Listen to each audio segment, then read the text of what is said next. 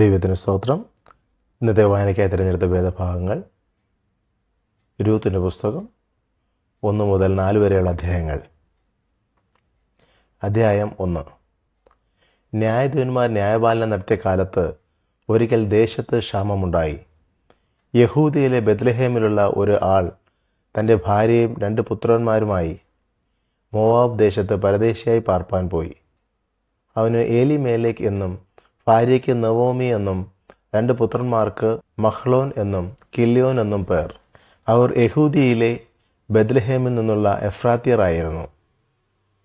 അവർ Moab ദേശത്ത് ചെന്ന് അവിടെ താമസിച്ചു. എന്നാൽ നവോമിയുടെ ഭർത്താവായ എലിമേലേക്ക് മരിച്ചു. അവളും 2 പുത്രന്മാരും ശേഷിച്ചു. അവർ മോവാബി സ്ത്രീകളെ വിവാഹം കഴിച്ചു. ഒരുത്തിക്ക് ഓർപ്പ എന്നും മറ്റവൾക്ക് രൂത്ത് എന്നും പേർ. അവർ ഏകദേശം 10 സംവത്സരം അവിടെ പാർത്തു. പിന്നെ മഹ്ലോനും കില്യോനും ഇരുവരും മരിച്ചു. അങ്ങനെ 2 പുത്രന്മാരും ഭർത്താവും കഴിഞ്ഞിട്ട് ആ സ്ത്രീ മാത്രം ശേഷിച്ചു.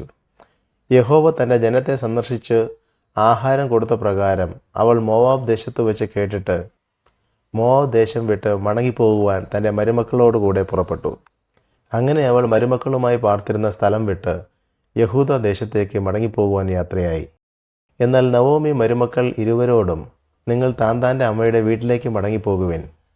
മരിച്ചവരോടും എന്നോടും നിങ്ങൾ ചെയ്തതുപോലെ യഹോവ നിങ്ങളോടും ചെയ്യുമാറാകട്ടെ. മരിച്ചവരോടും എന്നോടും നിങ്ങൾ ചെയ്തതുപോലെ യഹോവ നിങ്ങളോടും ദയ ചെയ്യുമാറാകട്ടെ.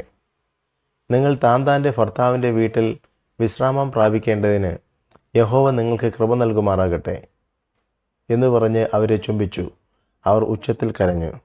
അവർ അവളോട്, ഞങ്ങളും നിന്നോടുകൂടെ നിന്റെ ജനത്തിൻ്റെ അടുക്കൽ പോരുന്നു എന്ന് പറഞ്ഞു. അതിന് നവോമി പറഞ്ഞത്, എൻ്റെ മക്കളെ, നിങ്ങൾ മടങ്ങിപ്പൊയ്ക്കൊള്ളുവിൻ. എന്തിന് എന്നോടുകൂടെ പോരുന്നു? നിങ്ങൾക്ക് ഭർത്താക്കന്മാരായിരിക്കാൻ ഇനി എൻ്റെ ഉദരത്തിൽ പുത്രന്മാരുണ്ടോ? എൻ്റെ മക്കളെ, മടങ്ങിപ്പൊയ്ക്കൊള്ളുവിൻ.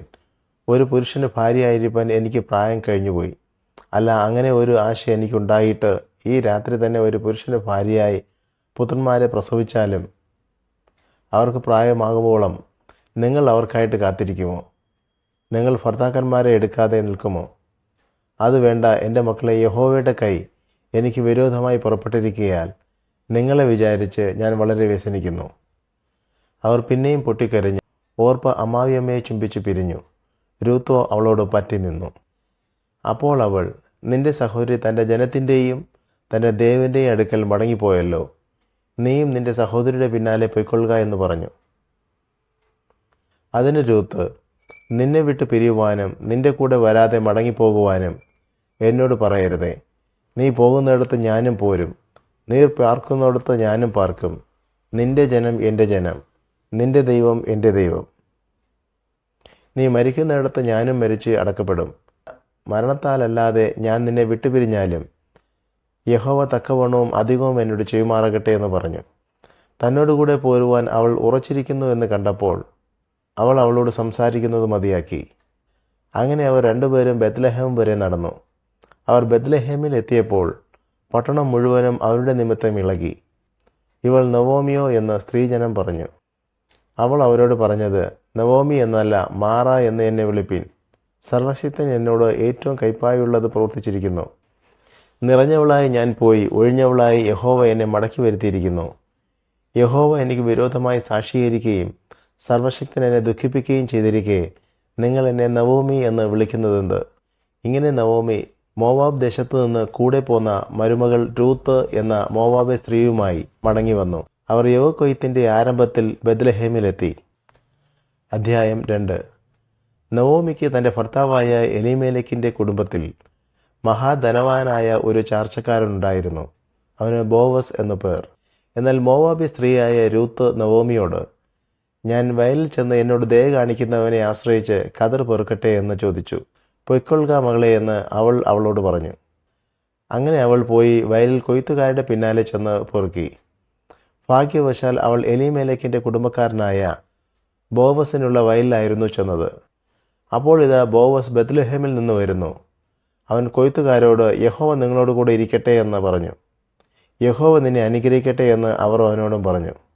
കൊയ്ത്തുകാരുടെ മേലാളായിരുന്ന ഭൃത്യനോട്, ഈ യുവതി ഏത് എന്ന് ബോവസ് ചോദിച്ചു. കൊയ്ത്തുകാരുടെ മേലാളായ ഭൃത്യൻ, ഇവൾ മോവാബ് ദേശത്തു നിന്ന് നവോമിയോട് കൂടെ വന്ന മോവാബ്യ യുവതിയാകുന്നു. ഞാൻ കൊയ്ത്തുകാരുടെ പിന്നാലെ കറ്റകളുടെ ഇടയിൽ പൊറുക്കിക്കൊള്ളട്ടെ എന്ന് അവൾ ചോദിച്ചു. അങ്ങനെ അവൾ കാലത്ത് വന്ന് ഇതുവരെ പൊറുക്കിക്കൊണ്ടിരിക്കുന്നു.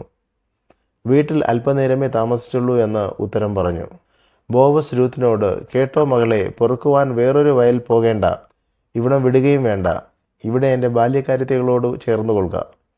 അവർ കൊയ്യുന്ന നിലത്തിന്മേൽ ദൃഷ്ടിവെച്ച് അവരുടെ പിന്നാലെ പൊയ്ക്കൊള്ളുക. ബാല്യക്കാർ നിന്നെ തുടരുതെന്ന് ഞാൻ അവരോട് കൽപ്പിച്ചിട്ടുണ്ട്. നിനക്ക് ദാഹിക്കുമ്പോൾ പാത്രങ്ങൾ കരികെ ചെന്ന് ബാല്യക്കാർ കോരിവെച്ചതിൽ നിന്ന് കുടിച്ചുകൊള്ളുക എന്ന് പറഞ്ഞു. എന്നാറേ അവൾ സാഷ്ടാംഗം വീണ അവനോട്, ഞാൻ അന്യദേശക്കാരത്തിയായിരിക്കെ നീ എന്നെ വിചാരിപ്പാൻ തക്കവണ്ണം നിനക്ക് എന്നോട് ദയ തോന്നിയത് എങ്ങനെയെന്ന് പറഞ്ഞു.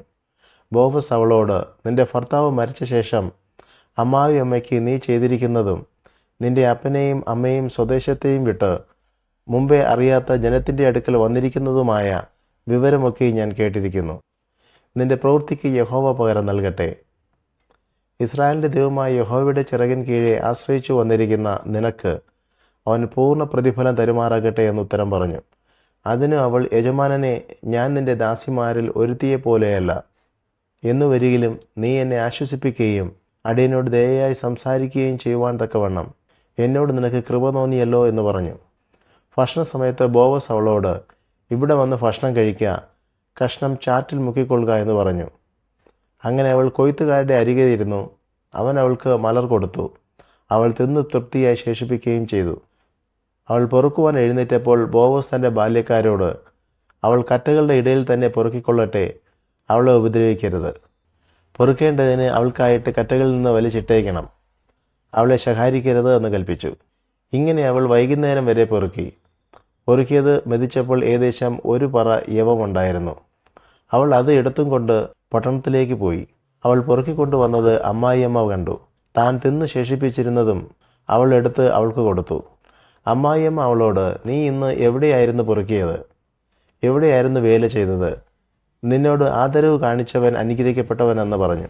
താൻ ഇന്ന ആളുടെ അടുക്കലായിരുന്നു വേല ചെയ്തത് എന്ന് അവൾ അമ്മായിയമ്മയോട് അറിയിച്ചു. ബോവസ് എന്നൊരാളുടെ അടുക്കലായിരുന്നു ഞാൻ ഇന്ന് വേല ചെയ്തത് എന്ന് പറഞ്ഞു.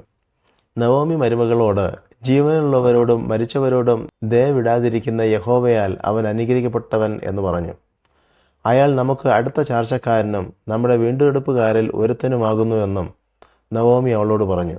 എൻ്റെ ബാല്യക്കാർ കൊയ്ത്തെല്ലാം തീർക്കുവോളം അവരോട് ചേർന്നിരിക്കുക എന്നുകൂടെ അവൻ എന്നോട് പറഞ്ഞു എന്ന് മോവാബ് സ്ത്രീയായ രൂത്ത് പറഞ്ഞു. നവോമി തൻ്റെ മരുമകളായ രൂത്തിനോട്, മകളെ, വേറൊരു വയൽ വെച്ച് ആരും നിന്നെ ഉപദ്രവിക്കാതിരിക്കേണ്ടതിന് നീ അവൻ്റെ ബാല്യക്കാരത്തികളോട് കൂടെ തന്നെ പോകുന്നത് നന്ന് എന്ന് പറഞ്ഞു. അങ്ങനെ അവൾ യവക്കൊയ്ത്തും കോതമ്പ് കൊയ്ത്തും തീരുവോളം വെറുക്കുവാൻ ബോവസിൻ്റെ ബാല്യക്കാരത്തികളോട് ചേർന്നിരിക്കുകയും അമ്മായിയമ്മയോട് കൂടെ പാർക്കുകയും ചെയ്തു. അധ്യായം 3.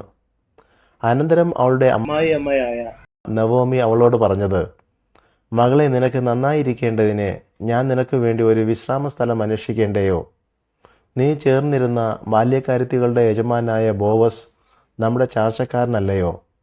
അവൻ ഇന്ന് രാത്രി കളത്തിൽ യവം തൂറ്റുന്നു. ആകയാൽ നീ കുളിച്ച് തൈലം പൂശി വസ്ത്രം ധരിച്ച് കളത്തിൽ ചെല്ലുക. ആയാൾ തിന്നു കുടിച്ച് കഴിയും വരെ നിന്നെ കാണരുത്. ഉറങ്ങുവാൻ പോകുമ്പോൾ അവൻ കിടക്കുന്ന സ്ഥലം മനസ്സിലാക്കി ചെന്ന് അവൻ്റെ കാലിന്മേലുള്ള പുതപ്പ് പൊക്കി അവിടെ കിടന്നുകൊള്ളുക. എന്നാൽ നീ എന്തു ചെയ്യണമെന്ന് അവൻ നിനക്ക് പറഞ്ഞു തരും.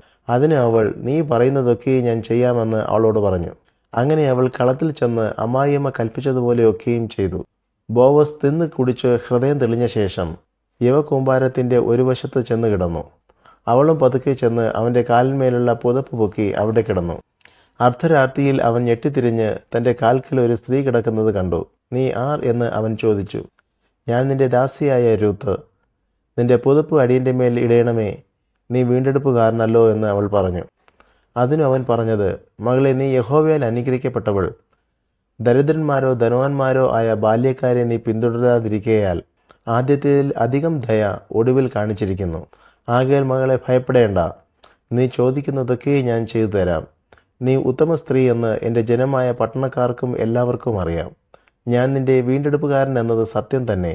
എങ്കിലും എന്നേക്കാൾ അടുത്ത ഒരു വീണ്ടെടുപ്പുകാരനുണ്ട്. ഈ രാത്രി താമസിക്കാം.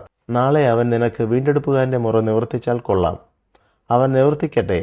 വീണ്ടെടുപ്പുകാരൻ്റെ മുറ നിവർത്തിപ്പാൻ അവന് മനസ്സില്ലെങ്കിലോ, യഹോവയാണ്, ഞാൻ നിനക്ക് വീണ്ടെടുപ്പുകാരൻ്റെ മുറ നിവർത്തിച്ചു തരും.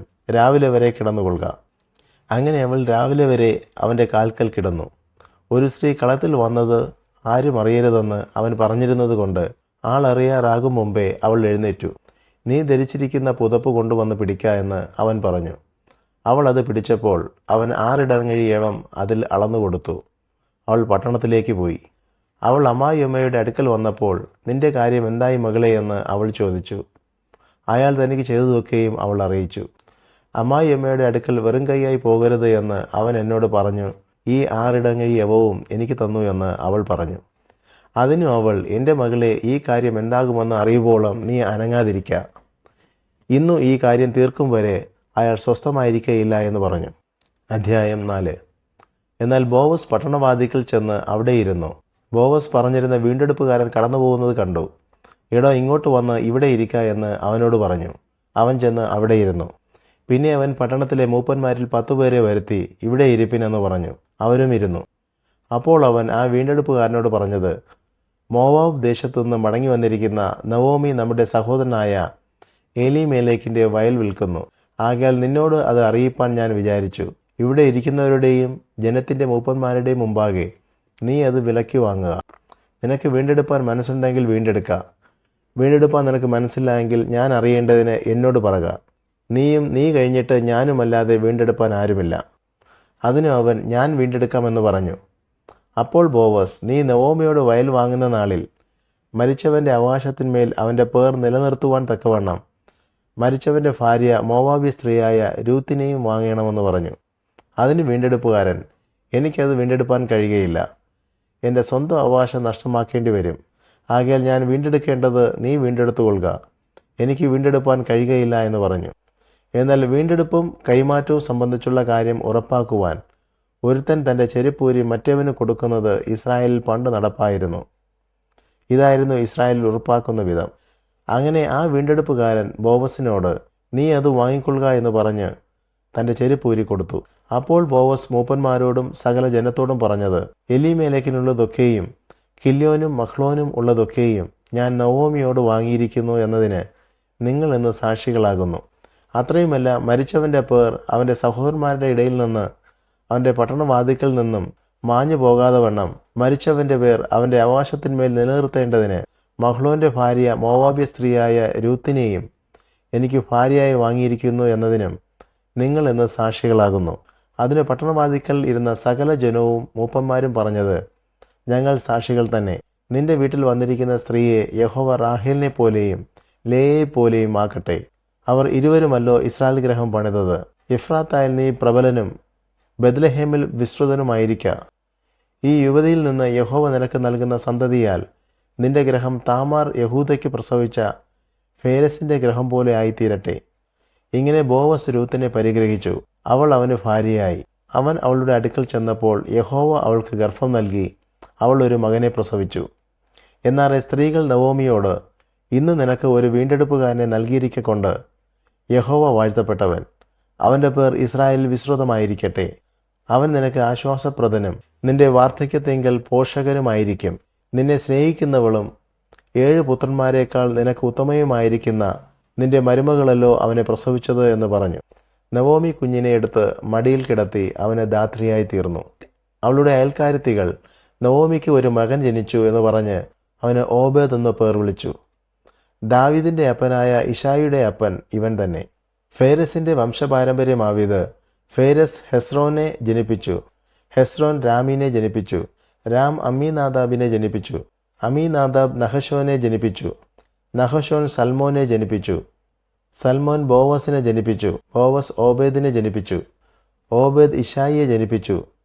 ഇശായി ദാവീദിനെ ജനിപ്പിച്ചു.